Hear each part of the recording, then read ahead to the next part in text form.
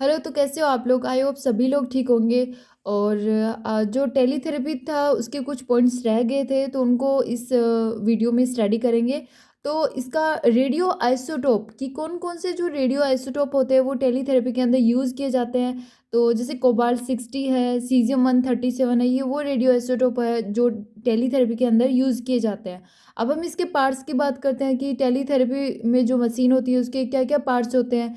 तो उसके अंदर स्टेंड होता है, उसकी जेंट्री होती है, exposure, treatment couch, control console. तो स्टेंड क्या होता है? ये एक बेस पार्ट होता है, ठीक है? और connected to gantry fix on floor. ये जो जेंट्री होती है उससे कनेक्टेड रहता है और फ्लोर पे क्या होता है, ये फिक्स रहता है। अब हम जेंट्री की बात करते हैं। जेंट्री क्या होती है? कनेक्टेड टू स्टैंड, यानी जो जेंट्री होती है वो किससे कनेक्टेड होती है? स्टैंड से कनेक्टेड होती है। रोटेट एक्सपोजर 360 डिग्री, और जो एक्सपोजर होता है उसको 360 डिग्री पे क्या करती है? रोटेट करती है। अब हम एक्सपोजर की बात करते हैं कि एक्सपोजर क्या होता है।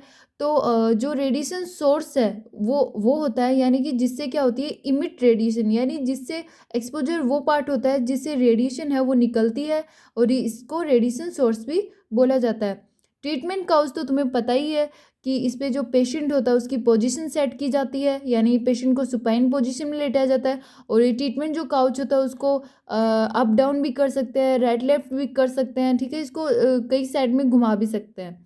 कंट्रोल कंसोल की बात करते हैं तो सेट एमएस एंड केवी, यानी वो कंट्रोल कंसोल वो पार्ट होता है जहाँ पे जैसे पेशेंट ने एक्सपोजर, जैसे कि पेशेंट को पोजीशन सेट करवा दी, और आफ्टर दैट वो कहाँ जाता है? कंट्रोल कंसोल पे जाता है कि एमएस और जो केवी होता है वो पेशेंट के अकॉर्डिंग सेट करता है, और सेट करने के बाद में उसको एक्सपोज दिया जाता है। तो कंट्रोल कंट्रोल कंसोल क्या हो गया? जहाँ पर एमएस और जो केवी है उनको सेट किया जाता है।